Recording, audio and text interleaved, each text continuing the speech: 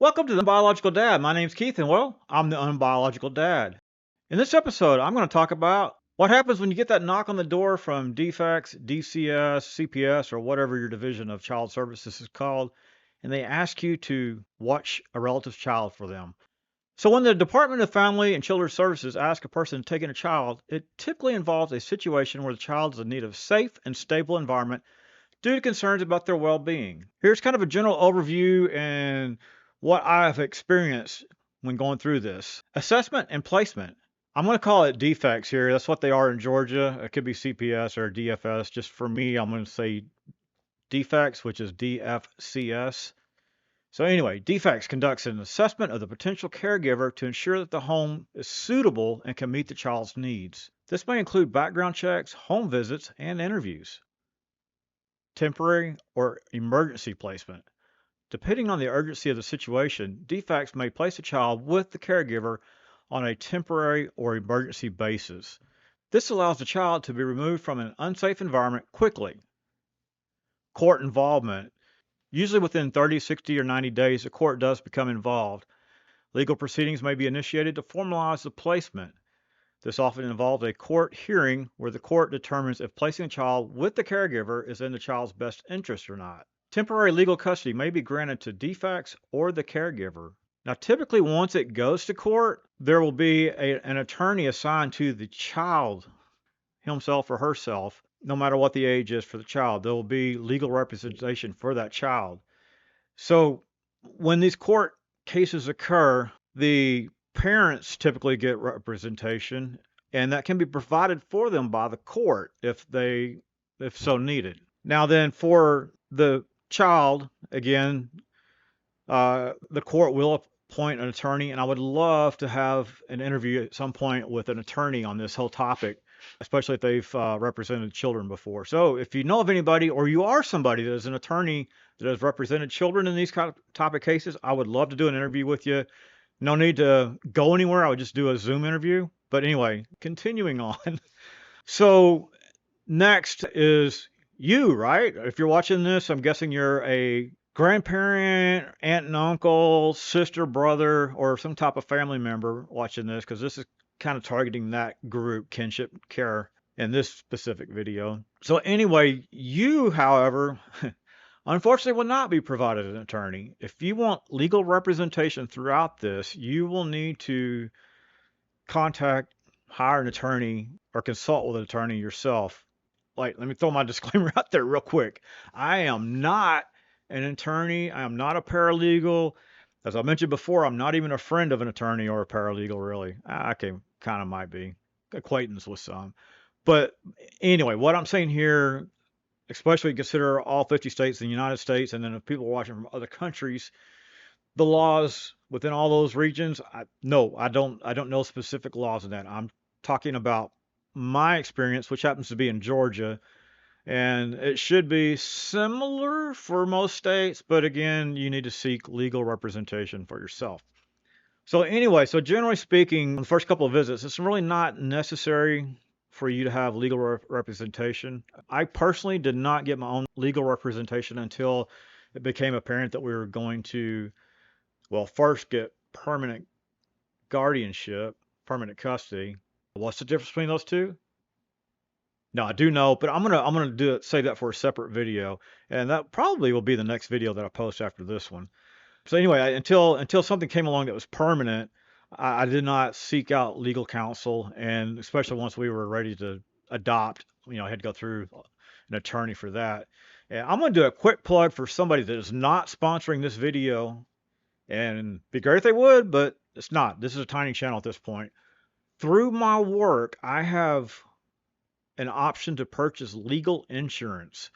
And it was with Hyatt, I believe it was originally, and then I think MetLife may have taken it up. And it's cheap. It's cheap. It's cheaper than a McDonald's hamburger per month, or per check, I guess I should say, to get that insurance. And that covered my adoption issues, wills, trust, and permanency. And they actually did explain to me the difference between permanent, temporary, guardianship, and custodial matters. So if you're at a place where you can get that kind of coverage, do it. I saved a ton of money by doing that. In fact, I don't particularly feel that I need it now, but I'm going ahead and hanging on to that insurance because it's just so cheap. Anyway, all right, so moving on. Where was that? Yeah, case plan, court involvement, and then case plan. Okay, so court involvement, again, there'll be hearings 30, 60, 90 days. We had I hope, an unusual situation because it took forever for us to get our court cases out there. They were way far behind in what they needed to do as far as the court cases, and that kind of messed me up and stuff that I needed to do along the lines of getting access to the children's medical records, the ability to take them to the doctor, and other things like that. So you actually want to make sure they kind of keep on schedule with those court proceedings. Ours took place just prior to COVID and then went on through COVID. So, everything was horrible then for many reasons. So there will be, again, court involvement, and child protective services, DFACS, DFS, or whoever will also be involved. Now, something I learned throughout what we were doing is they don't have to be involved, at least in Georgia. It ended up that the parents of the children we ended up adopting requested for them to get out of the picture. And judge said, okay, but here's what happens when you do that. You lose all state help. So if they needed to take drug testing, they had to pay for that themselves instead of the state or county paying for that. If they wanted to go into rehab, they had to pay out of pocket instead of the state or county paying for that. So there were a lot of consequences for that, but it did get them out of the picture from the parent of the child's point of view. Now, they were still in the picture, as I recall, as far as watching over us, as we had custody of them at the time. They would do their weekly and monthly visits to check on the kids. So I suppose maybe we could have requested them to. No, probably not. And what would also happen, I kind of ramble a little bit here, sorry. What else would happen is the child's lawyer, which he was a terrific guy. Anyway, him or his office would call us a few days before each court case and check on the girls, see how they're doing, seeing if there's any concerns or questions that we have. And so even though he 100% is the lawyer for the children, he also did look to us for advice, or not advice, to see how things are going, to see if there's anything that we needed or had questions about. But again, he was not our attorney. So next, there'll be generally a case plan. So say, for instance, it has something to do with, be blunt about it, drug abuse or anything like that, then they will come up with a plan of, okay, you'll be tested weekly, the parent of the child be tested weekly, and they will need to go through classes. They'll have to go through something to stop doing the drugs. And then once tests start coming up clean, then they can petition the court to get the child back. That's a very loose summary of it. And of course, every instance is going to be a little different. So, it could be actual child abuse where they have to take parenting classes, that sort of thing. So anyway, the case plan. DFACS typically works with the caregiver to develop a case plan. This plan outlines specific goals and expectations for the child's well-being and may include services or support to address any concern. And keep in mind, this whole thing, courts typically want reunification or permanency if at all possible. Reunification first and then permanency with someone next. So the ultimate goal is often family reunification, meaning efforts are made to address the issues that led to the child's removal with the aim of returning the child to their biological family. However, in some cases, if reunification is not possible, other permanency options such as adoption or guardianship may be considered. We did both adoption from state foster care, and we also did private adoption through this right here, right? Where we went through the court systems. And anyway, ongoing monitoring. DFACS remains involved in the case, monitoring the child's well-being and progress of the case plan. Regular check-ins, visits, and reviews occur to ensure the child's safety and progress. So even through COVID, our DFACS representative have to contact us and see the children, make sure everything is okay. at the age they were at, they were babies, so it wasn't like she could question them specifically. But if they're older children, I'm sure that's what would have occurred in that case. So anyway, there'll be regular reviews. In the beginning, it'll be like once a week, and then it might go bi-weekly, monthly, etc. It is important to note that specific procedures and steps can vary based on the jurisdiction and circumstances of each case.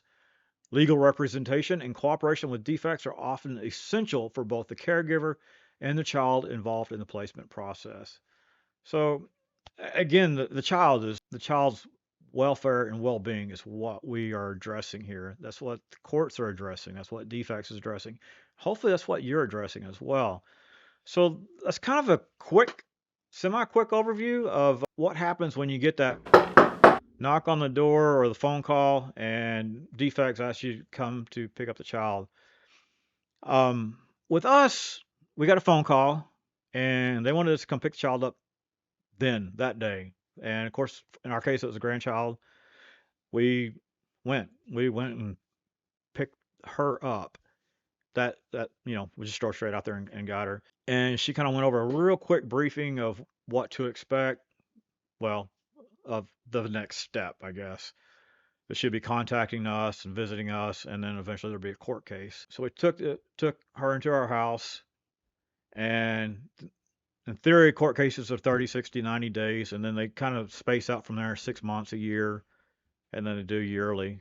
Hopefully, it doesn't go that long, but unfortunately, ours did. It went longer.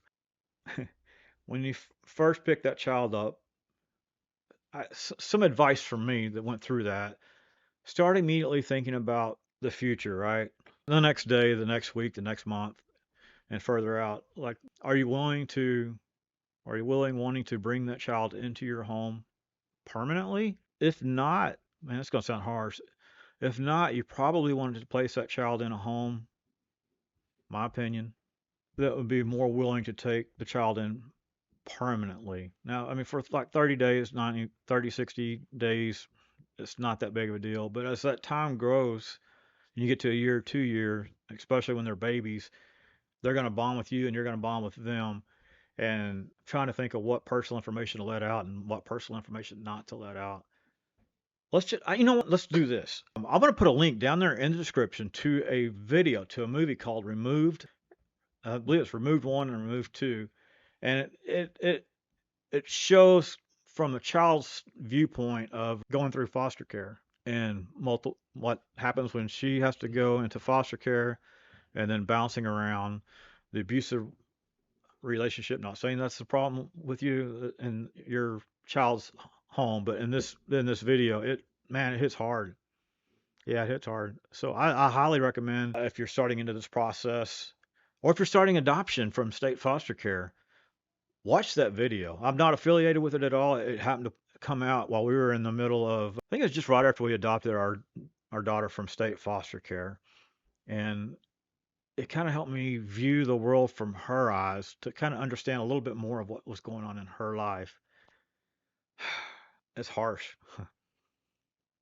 Anyway, thank you for watching The Unbiological Dad. Please hit like, subscribe, and hit that little notification bell down there so you'll be notified when new videos come out. I always try to do one video a week at a minimum. At this point, this is early on in this channel, and I would like to get a couple of videos a week just to get some content built up. But anyway, the notification bell will tell you when I post something so you can go out and watch it. I hope that you find this informative, because that's basically all this is. It's not really entertainment, is it? It's information. And I hope you find this informative.